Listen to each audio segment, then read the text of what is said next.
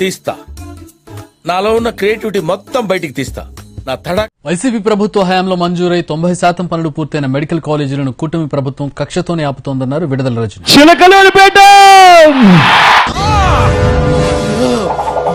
మాకి college permission వద్దని చెప్పేసి మళ్ళా వీళ్ళే నేషనల్ ఎన్ఎంసీకి లెటర్ రాస్తారు. ఈ లెటర్ కూడా మీకు చూపిస్తాను, ఇది మీకు అందజేస్తాను. ఈ లెటర్ ఏమని రాస్తున్నారండి, ఇందులో ఏమని రాశారంటే ఈ లెటర్ వాళ్ళు 50 సీట్లకు పులివెందల మెడికల్ కాలేజ్ కి పర్మిషన్ గ్రాంట్ చేస్తే నెక్స్ట్ ఏమైందంటే వీళ్ళు చూస్తున్నారా వాడి చేష్టలు వాడి బిల్డప్ విత్డ్రావల్ లెటర్.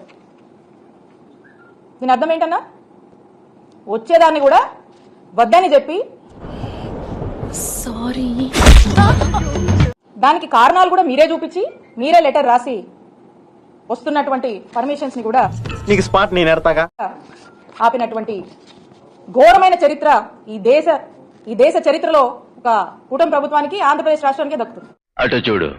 ఏ మాత్రం ఈ రాష్ట్రంలో ముఖ్యమంత్రి గతంలో ముఖ్యమంత్రి ఉండిందో చెప్పాలి అధ్యక్ష. కానీ ఎక్కడో కొడుతుంది సీనా, కానీ అబద్ధాలు మాత్రం బండి వారుస్తా ఉంటారు అధ్యక్ష. అబద్ధాన్ని వండి వారుస్తా ఉంటారు అధ్యక్ష. ప్రతిరోజు పేపర్లను రాయిస్తుంటారు అధ్యక్ష. ఇప్పుడు ఎక్కడ కొట్టాలరా నిన్ను కొట్టకుండా పని మార్గం లేదా అధ్యక్ష? పేపర్లు రాయిస్తారు, మెడికల్ కాలేజీ మాకు వద్దన్నారు. అయ్యా నువ్వు ఇంతకు మించి దిగజారమన్న ప్రతిసారి యు ప్రూవ్ మీ రాంగ్. 40% నేను పులివెందుల సార్, పులివెందుల గురించి నేను చెప్పాను. అదే పులివెందులలో నేను చూపిస్తాను సార్. పులివెందుల కళాశాలలో కావాల్సి మీ దగ్గర నేను పంపిస్తాను సార్. జీవితంలో నువ్వు ఇంకా మారవా? మారను. పులివెందుల్లో హాస్పిటల్ ఒకటి కట్టారు అధ్యక్ష. ఇది హాస్టల్ కళాశాల ఒక్క హాస్పిటల్ మాత్రం కట్టారు. ఊరుకోరా, వర్క్ నేర్చుకోరా, వదిలిపెట్టరా రే, వదిలిపెట్టరా. చూడండి అధ్యక్ష, మేము అధికారంలోకి వచ్చే నాటికి ఒక హాస్పిటల్ మాత్రం కట్టి దీనికి మీరు ఏమంటారు సార్? హాస్టల్ కట్టకుండా, కాలేజ్ బిల్డింగ్లు కట్టకుండా, అమ్మాయిల కళాశాల అమ్మాయిలు హాస్టల్లో ఉండాల్సిన దాన్ని 4 గోడలు మాత్రం కట్టారు. చూసానన్నయ్య, చూసాను. ఈ జన్మకి చాలు, నేను పోతానన్నయ్య, నేను పోతాను. నాకు ఇది వద్దన్నయ్య. ఖచ్చితంగా వాళ్ళకు మంచి భరోసాని ఇస్తాము. మా నాయకుడు ఉన్నాడు. 70 రైళ్లు అనుకుంటే మనకన్నా 70 రైళ్లు ఇల్లు. మా నాయకుడు జగన్మోహన్ రెడ్డి గారు అంటేనే మాకు భరోసా. కాబట్టి ఏంటి బాబన్న ఇంకోసారి అంటూ జై తెలుగుదేశం, ఇంకోసారి జై తెలుగుదేశం, జై తెలుగుదేశం. ఆడికి అలాగే అవ్వలేరా. కాబట్టి అందరూ ధైర్యంగానే ఉన్నారు. ఏదో మీరు మమ్మల్ని ఏదో బెదరగొట్టాలని మీరు చేస్తున్నారు. ఏంది ఇదే? No problem, will take it. But English ఏంట్రా? మేమేం భయపడము, ఇంకా మేము ధైర్యంగా ముందుకు వస్తామని తెలియజేసుకుంటాం.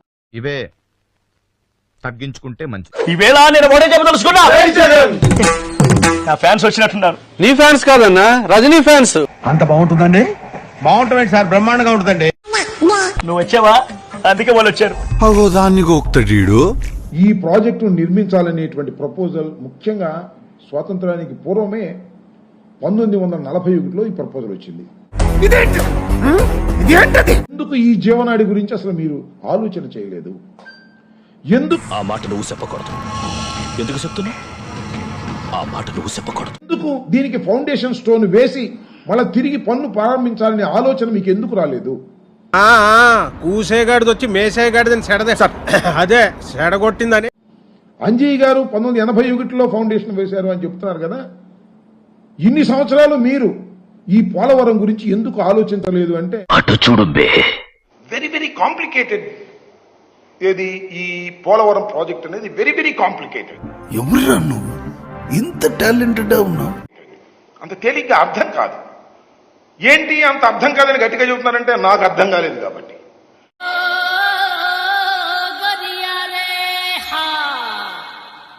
చూడటం కాదండి, మీరు చెయ్యాలంతే.